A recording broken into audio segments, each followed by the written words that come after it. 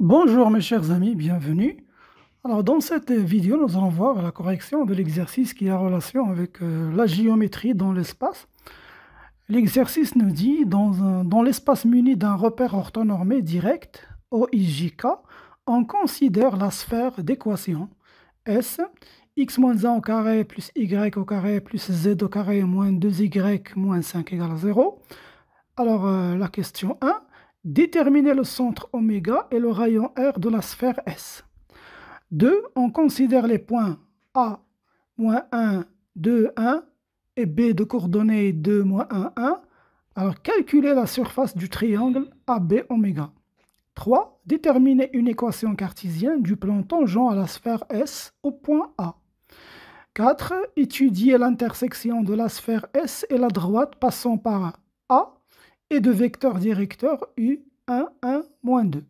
Alors, comme d'habitude, mes chers amis, mettez la vidéo en pause, faites un effort avant de voir la solution. Alors, pour la première question, on nous demande de trouver, de déterminer le centre oméga et le rayon R de la sphère. Donc, laissez-moi d'abord vous donner un rappel. Alors, rappel.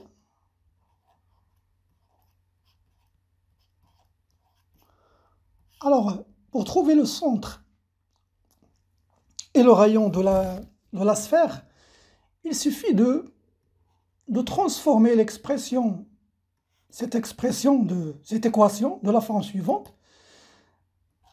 Essayez de l'écrire comme ça, x moins a au carré plus y moins b au carré plus z moins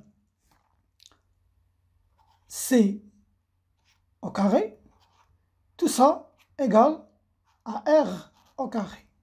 Si vous arrivez à écrire cette équation comme ça, vous allez voir que ce A-là, donc le centre oméga, le centre de la sphère, va être égal à les coordonnées de sphère du centre, c'est A, ça c'est l'abscisse. Le B, c'est l'ordonnée, ce B-là. Et le C, c'est la côte. Et ça, c'est R-là, le rayon. Bien sûr, celui qui se trouve en dessous de au carré, le rayon. Eh bien, c'est ce que vous allez faire. Essayez de transformer cette expression de cette forme-là. Et l'astuce que vous allez utiliser, regardez, dans cette expression, on voit qu'il y a trois des identités remarquables. Hein. Ça ressemble aux identités remarquables que vous avez vues. Bien sûr, il faut faire attention lorsqu'il y a un plus et un moins. Regardez, je vous donne des exemples. Si vous avez par exemple une équation de sphère de la forme x moins 2 au carré plus y plus 3 au carré plus z moins 5 au carré, tout ça par exemple égale à 13. Alors quel est le centre et le rayon de cette sphère? Regardez là, oméga, quelle est son abscisse? L'abscisse ici, regardez, il y a un moins, donc l'abscisse c'est 2. Et regardez là, quelle est l'ordonnée? Est-ce que j'écris 3? Eh bien non, il ne faut pas écrire 3, mais c'est moins 3. Parce que ça, dans la règle ici, hein, il y a moins b. Donc, pour trouver le moins, je veux dire y moins 3. Tout ça au carré. Donc, le b, ce n'est pas 3, c'est plutôt moins 3. Ça, c'est une erreur que certains élèves commettent. Donc, il faut faire attention lorsqu'il y a un plus. Parce que dans la règle, on doit avoir moins b et la moins C. Donc, on continue. J'ai dit que l'abscisse, c'était 2. L'ordonnée, c'était moins 3. Et pour la cote, il n'y a pas de problème, il y a moins. Donc, c'est 5. Regardez pour le rayon. Qu'est-ce qu'on doit avoir? On doit avoir quelque chose au carré. Un nombre au carré. Là, je n'ai pas encore un nombre au carré. Mais je peux écrire 13. Ce 13-là, c'est quoi? Je peux l'écrire comme ça. C'est la racine carrée de 13 au carré. Donc, ça, c'est le rayon. Ça, c'est R. Alors, R, c'est racine carrée de 13. Voilà. À ce, vous devez faire attention à au signe qui se trouve ici. Donc, une autre chose dont je voulais vous parler, c'est comment trouver ces identités remarquables. On connaît les identités remarquables, on sait que si j'ai A au carré plus 2 fois AB plus B au carré, ça va nous donner A plus B au carré. De même, si on a A au carré moins 2 fois AB plus B au carré, là, ça va me donner 1 moins B au carré. Donc, avec ces identités, on peut transformer cette expression de façon à trouver x moins a au carré, y moins b au carré, ainsi de suite. Alors, je vous donne des exemples. Si par exemple, on a t au carré moins 4t, là, ce n'est pas une identité. Qu'est-ce qu'il manque pour qu'il soit une identité remarquable? Il nous faut ici un b au carré. Mais regardez ici, il y a a au carré. Donc, je connais le a. A, c'est t. Donc, je peux écrire ça de la manière suivante. C'est t au carré moins. Il nous faut ici, puisqu'on a un moins, donc là, je vais voir le moins ici.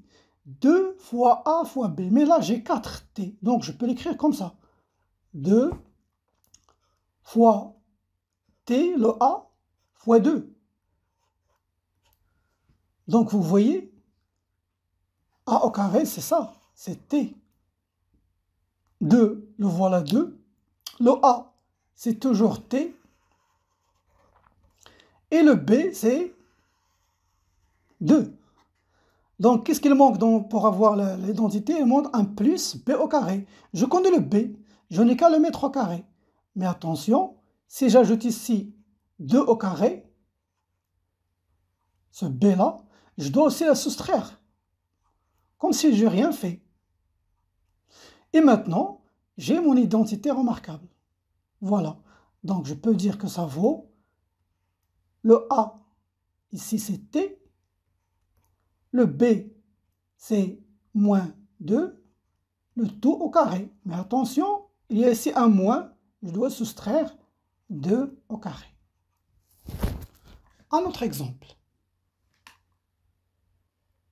C'est très important ce genre de calcul parce que à chaque fois, vous allez rencontrer ce genre de calcul lorsque vous cherchez le centre et le rayon d'une sphère. Alors, par exemple, si je vous donne m au carré plus m, vous voulez trouver une identité remarquable. Là, vous avez un plus, mais regardez, on a a au carré plus 2 fois a fois b plus b au carré. Comment je vais transformer cette expression? Regardez, je vais dire, ça vaut m au carré plus, je dois mettre un 2, parce que le 2, il est toujours dans l'identité. Il y a assez un 2. Mais ici, je n'ai pas de 2. Si j'ajoute un 2, je dois le relever encore. Donc, je dois multiplier fois combien? Alors déjà, le a, je le connais. Le a, c'est le m. Donc, je multiplie fois a, c'est m. Il manque un b. Alors, il faut multiplier fois combien? Pour revenir à m. Pour retourner à m, il faut multiplier fois 1 sur 2. Parce que si je multiplie 2 fois 1 sur 2, ça va donner 1. Le 1 qui se trouve ici. Donc maintenant, j'ai 2AB. Alors, quel est le B? Le B, c'est 1 demi. Donc, je n'ai qu'à l'ajouter à la fin, mais attention, lorsqu'on l'ajoute, il faut l'ajouter au carré. Mais il faut aussi le soustraire. Donc, moins 1 sur 2 au carré. Voilà maintenant, j'ai cette expression d'une identité remarquable. M, c'est le A.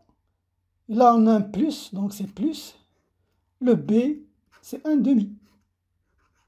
Tout ça au carré. Mais je ne dois pas oublier moins 1 sur 2 au carré qui est égal à 1 sur 4.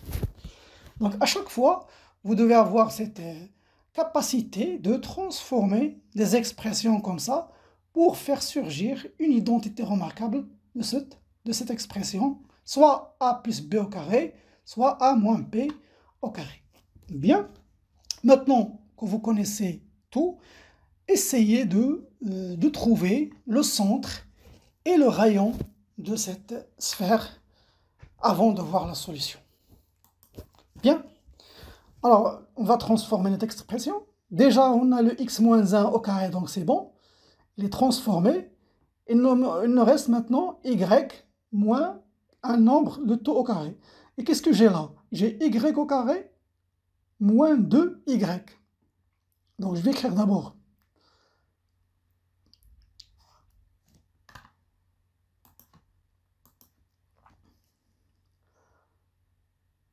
S. Donc, je vais dire x moins 1 au carré plus y au carré. Je vais ramener moins 2y à côté de y au carré. Comme ça, je vais savoir qu'est-ce que je vais ajouter, qu'est-ce que je vais soustraire. Plus z au carré moins 5 égale 0. Bien, cela est équivalent. C'est-à-dire que x moins 1 au carré. Et vous voyez l'astuce ici. C'est quoi? On a ici y au carré moins. Donc le a ici, c'est de l'identité remarquable. C'est y. 2 fois y. Ça veut dire le a, il manque un b.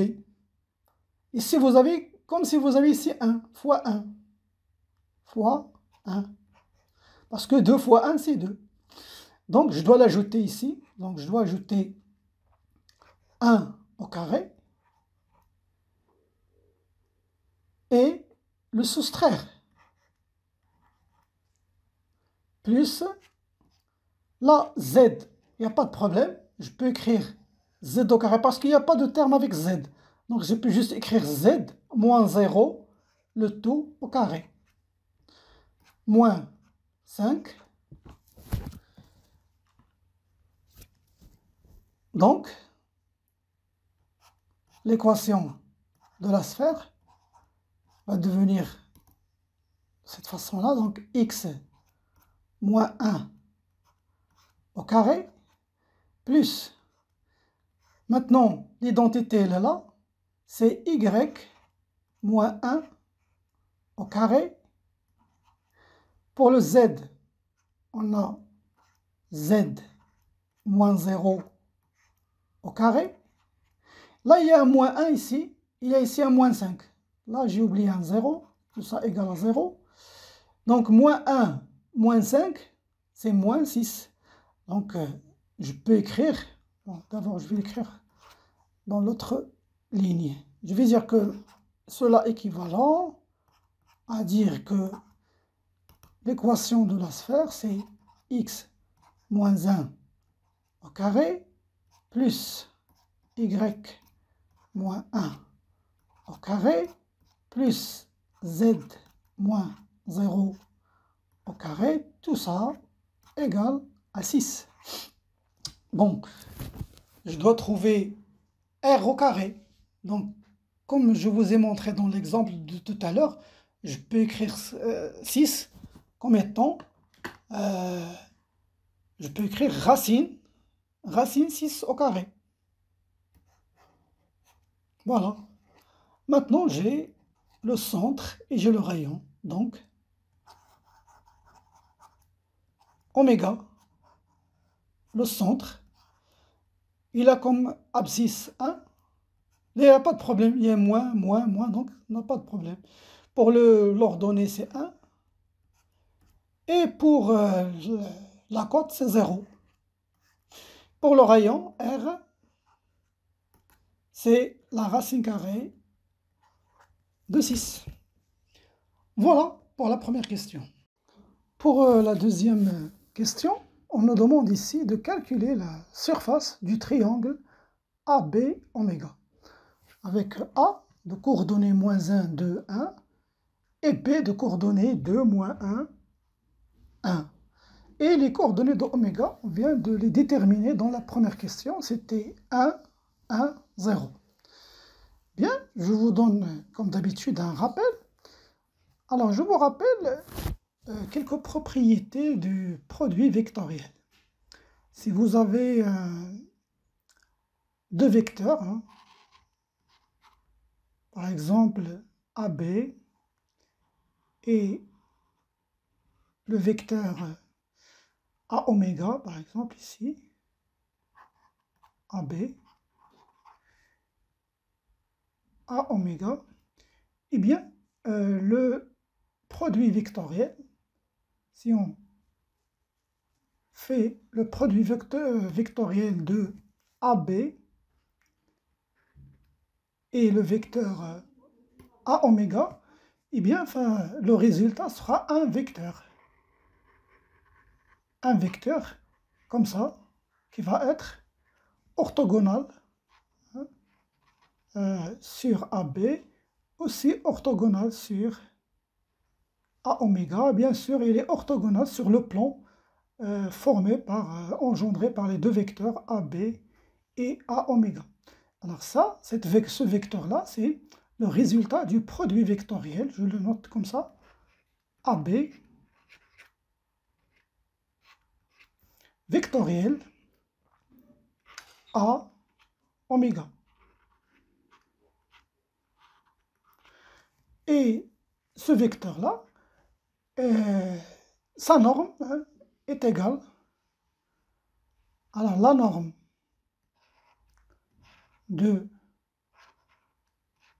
vecteur, produit vectoriel de AB et A oméga,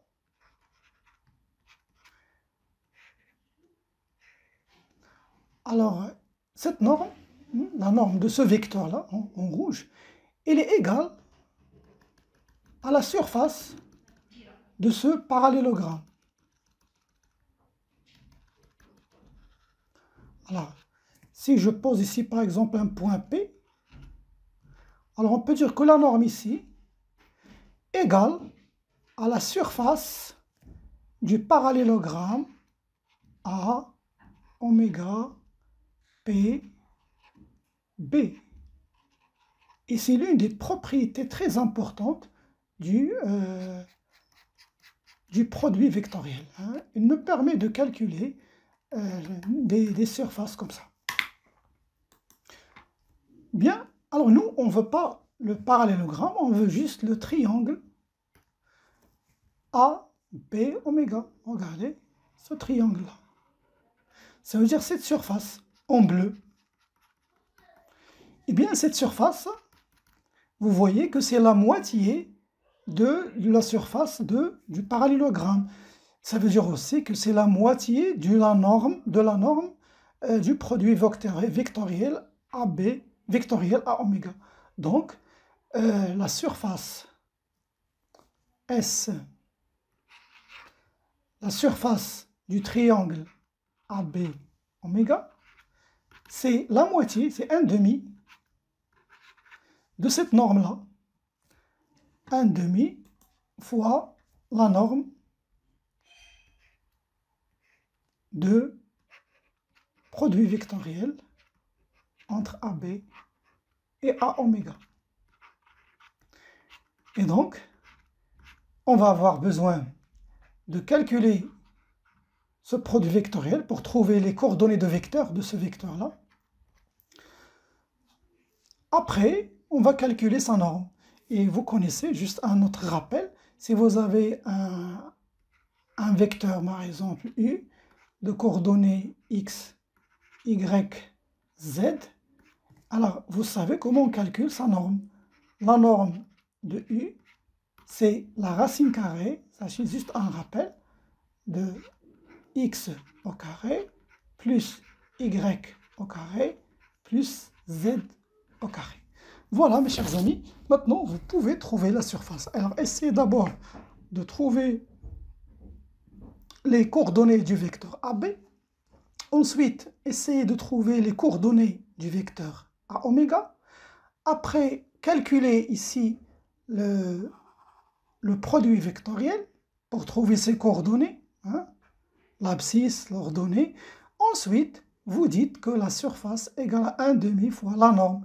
Et voici comment on calcule la norme. Voilà, maintenant vous pouvez mettre la vidéo en pause avant de voir la solution. Alors, commençons par déterminer les coordonnées du vecteur AB. Alors là, on a xb, 2, moins xa, ça veut dire moins 1, c'est 3. YB moins YA, c'est moins 1, moins 2, c'est moins 3. Et ZB moins ZA, 1 moins A, c'est 1 moins 1, c'est 0. Bien, maintenant, calculons les coordonnées du vecteur A oméga.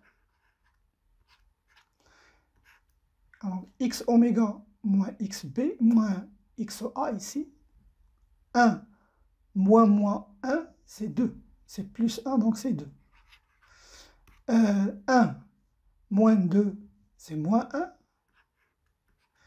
0 moins 1, c'est moins 1. Maintenant, je peux calculer le produit vectoriel. AB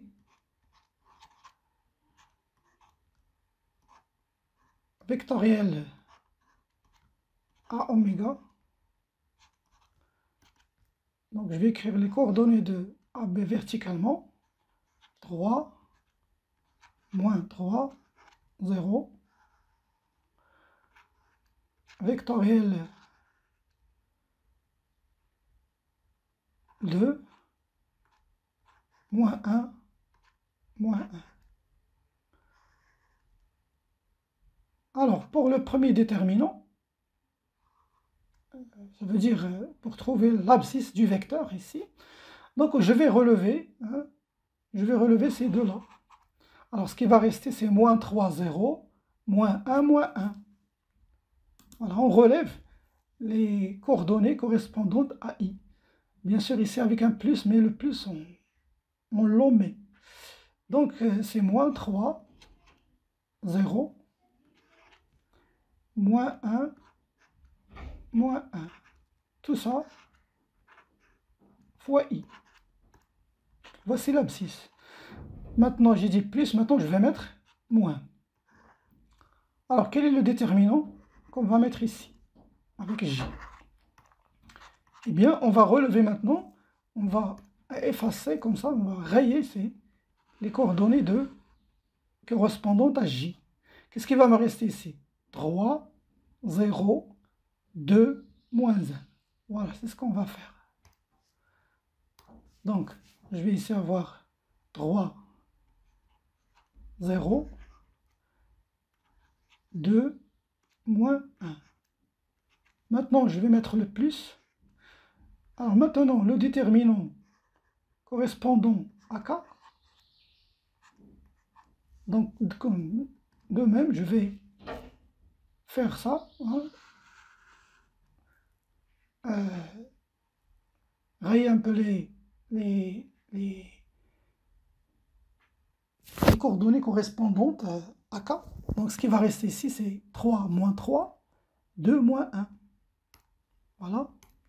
3 moins 3. et de moins 1. Bien, calculons maintenant les déterminants. Moins 3 fois moins 1, c'est 3. Moins 0 fois moins 1, donc moins 0, donc c'est 3. 3i. Ici, j'ai 3 fois moins 1, c'est moins 3. Moins 0.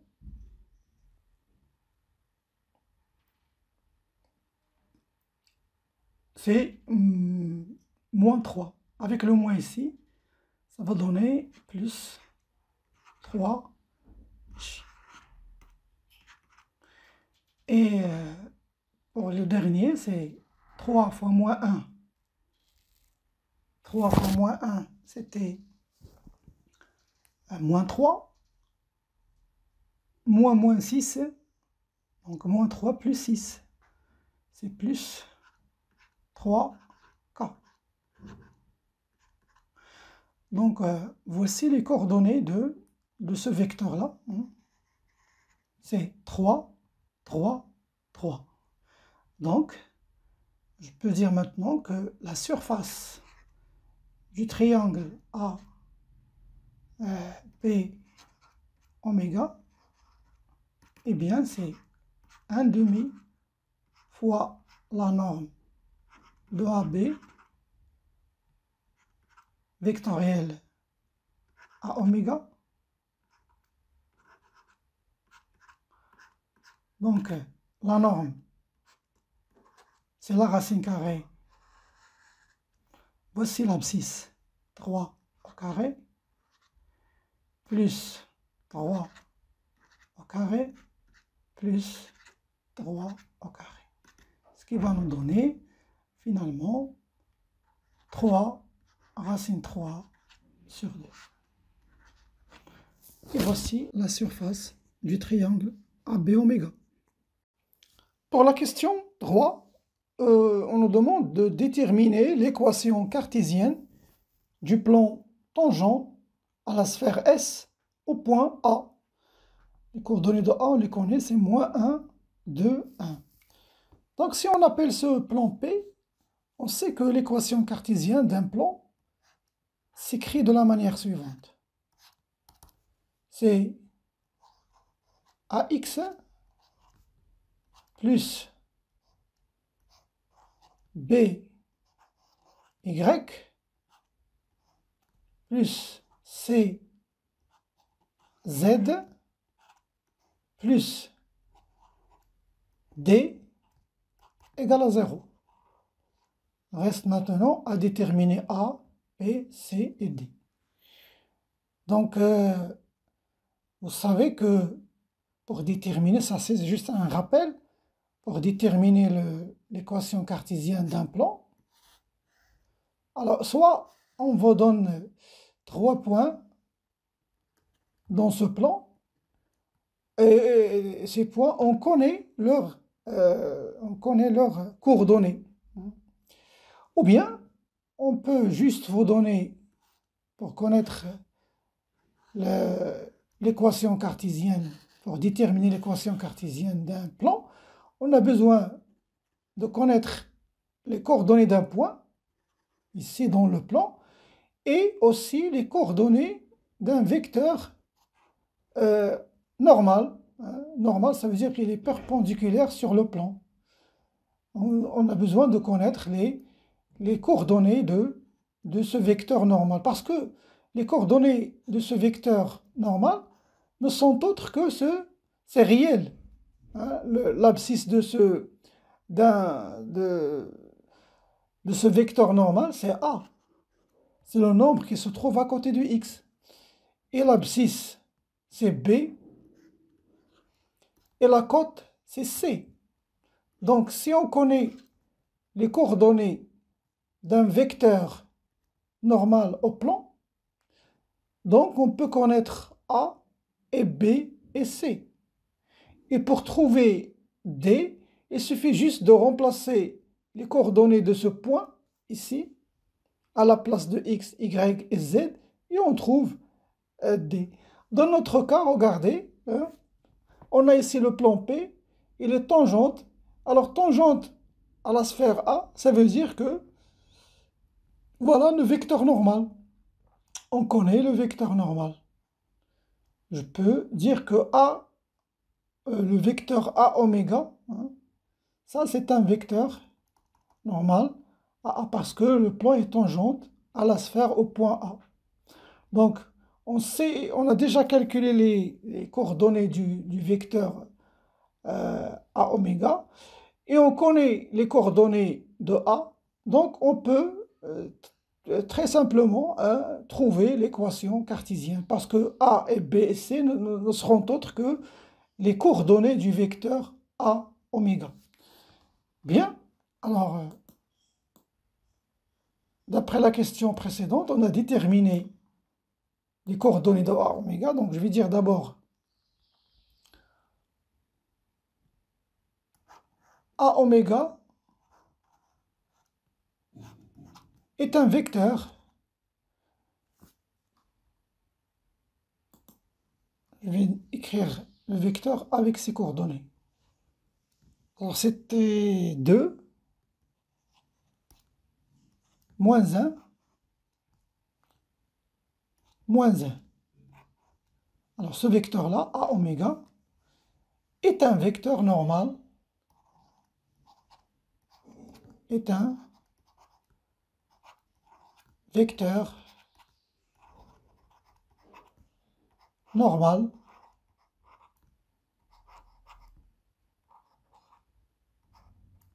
à P, ça veut dire au plan P. Donc, le A ici, c'est 2, le B va être moins 1, et le C, c'est moins 1. Donc, l'équation cartésienne du plan P peut s'écrire comme ça. 2x, ici le moins y, moins z, parce que moins 1 ici, c'est plus d égale à 0. Maintenant, reste à déterminer le d. On a dit, on va utiliser le point maintenant. On connaît ses coordonnées. Je peux dire que, et comme le point A de coordonnées moins 1, 2, 1, appartient au plan P, donc ces coordonnées-là, les coordonnées de A, vont vérifier l'équation ici. Alors si je remplace moins 1 à la place de x, et 2 à la place de y, et 1 à la place de z, et j'ajoute d, on va se retrouver avec 0. Donc je peux dire alors, je vais remplacer les coordonnées dans l'équation. Alors 2 fois x ici c'est moins 1,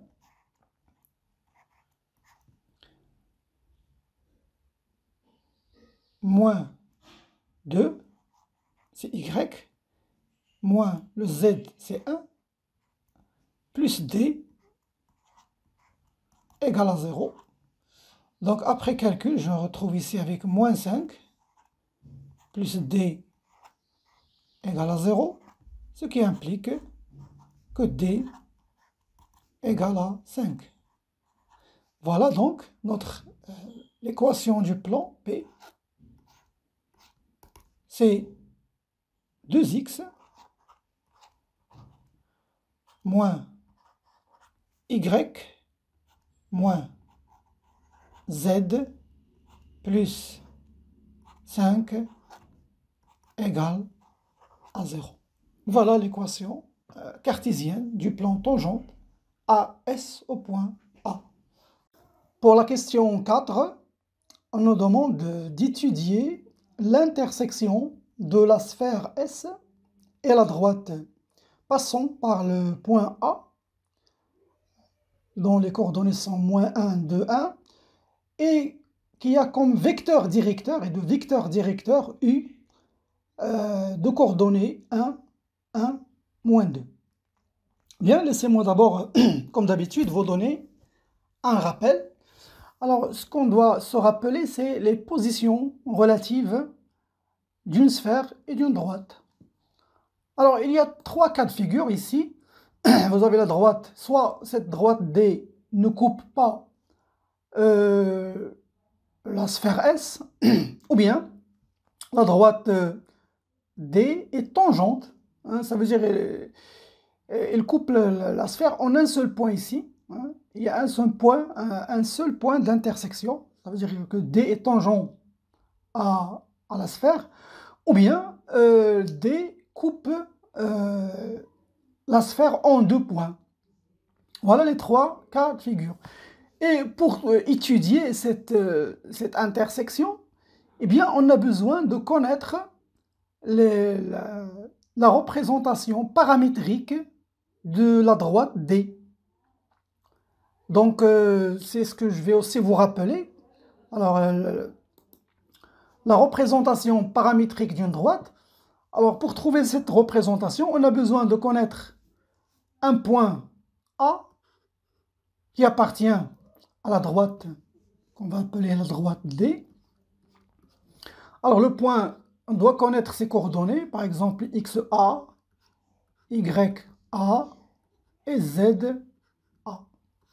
On a aussi besoin de savoir les coordonnées d'un vecteur directeur. Ça, c'est un vecteur directeur. Ça veut dire la direction du vecteur est parallèle à la droite ou bien peut être même identique. Donc, on doit connaître aussi les coordonnées. Par exemple, si on appelle ces coordonnées A, B, C. Alors, quelle est la représentation paramétrique? Eh bien, elle est simple, regardez. On écrit X égale XA, ça veut dire l'abscisse de point qu'on connaît, plus A ici, fois un nombre K, un nombre bien sûr K qui appartient à R.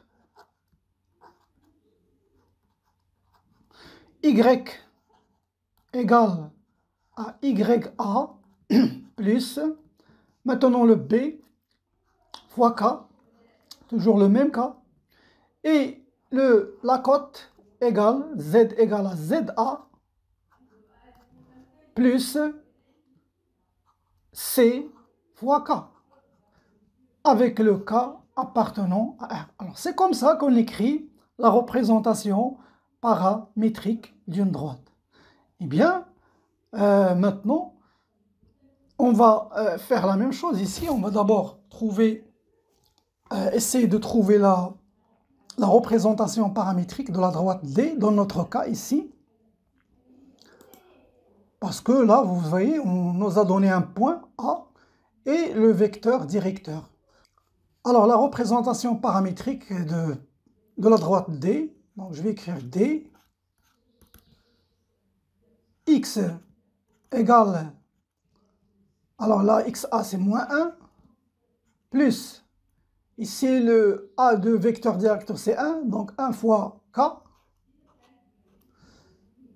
et Y égale 1, 2, 1, 2, ici 1 avec le K, 1 fois K c'est K, et Z, alors ZA c'est 1, moins 2, ici le 2 du vecteur, hein, K, avec le K appartenant à R. Alors ça, c'est la représentation paramétrique de la droite.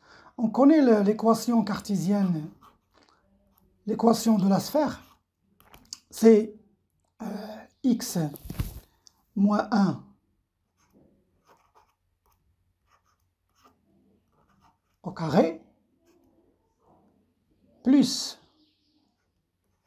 y au carré plus z au carré moins 2y moins 5 égale à 0. Alors, si on veut connaître, étudier l'intersection, on va se prendre un point, donc on va dire soit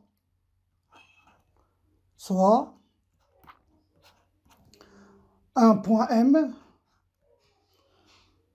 qui appartient, bon, je vais dire de coordonnées, hein, de coordonnées x, y, z,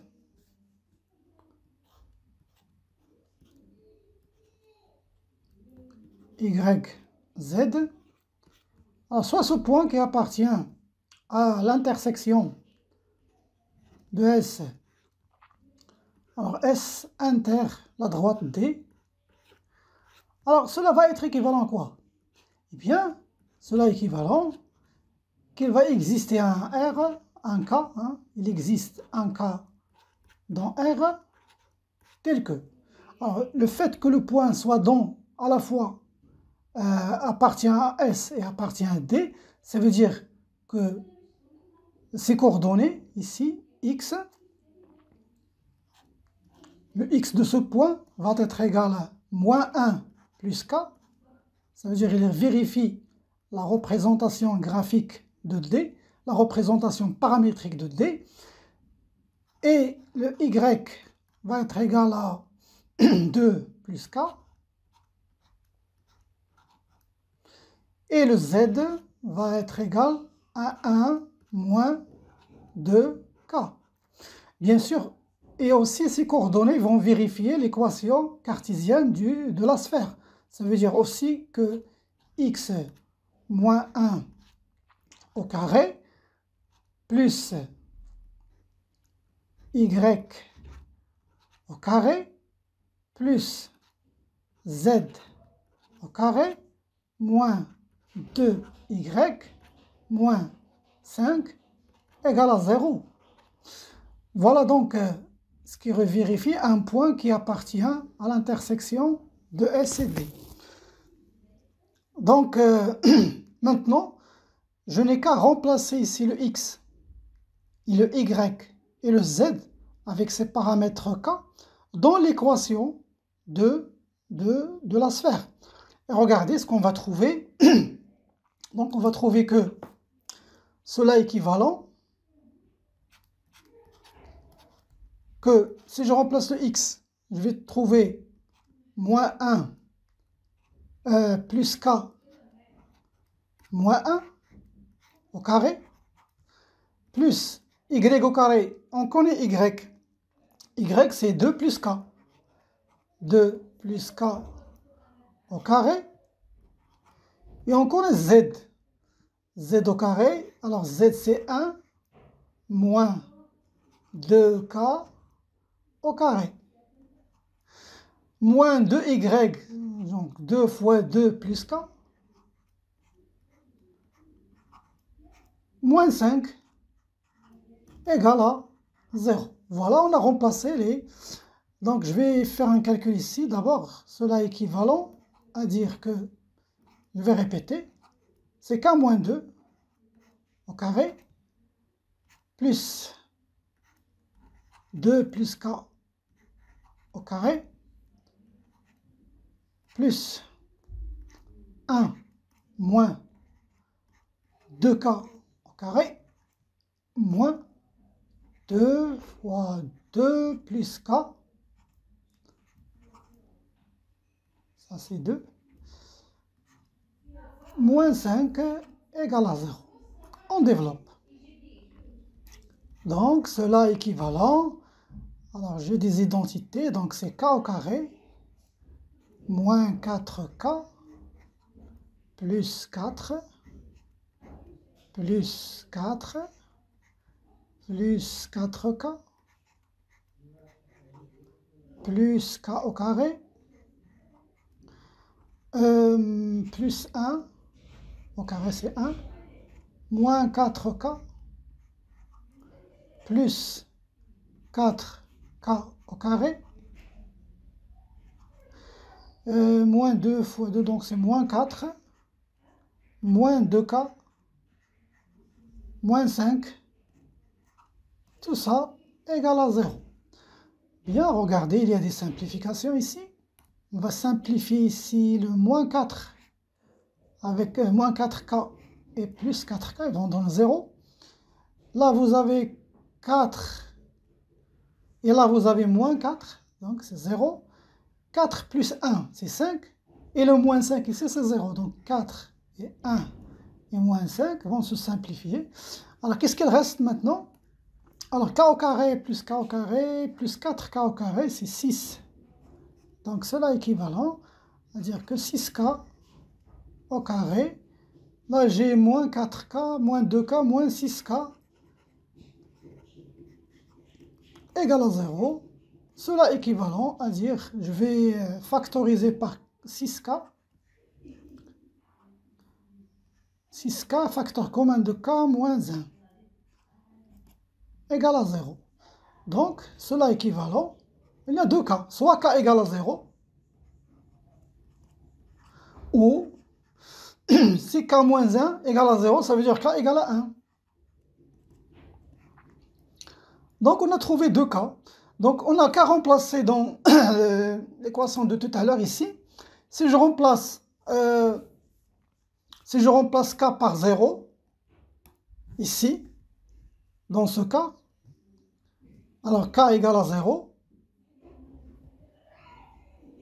k égale à 0, qu'est-ce que je vais trouver? Que x va être égal à moins 1 plus 0, c'est moins 1, et le y va être égal à 2 plus 0, c'est 2, et z va être égal à 1 moins 0, c'est 1. Deuxième cas, c'est k égale à 1. Donc si je remplace, je vais trouver que x égale à moins 1 plus 1, c'est 0, ici, moins 1 plus 1. Et je vais trouver que y égale à 2 plus 1, c'est 3. Et le z, c'est 1 moins 2, c'est moins 1. Voilà ce que je vais écrire. Donc il y a deux cas pour... Donc je vais dire que... Donc cela est équivalent à dire que soit x égale à... Alors qu'est-ce qu'on a trouvé? Moins 1, y égale à 2, et z c'était 1. Ça c'est le premier cas. Ou si k égale à 1, on a trouvé que on va trouver les coordonnées 0 pour x, et le y c'était 3, et le z c'était moins 1.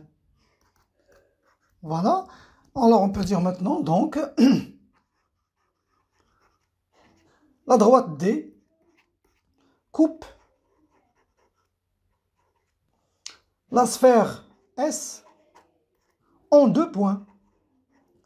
En deux points. Je vais écrire les coordonnées de ces points. C'est moins 1, 2, 1. Vous remarquez ici que ces coordonnées sont les coordonnées de point A. Ça veut dire que la droite passe par A. Le deuxième point, c'était 0, 3 et moins 1. Voilà mes chers amis, c'est la fin de cette vidéo. Je vous donne rendez-vous à la prochaine.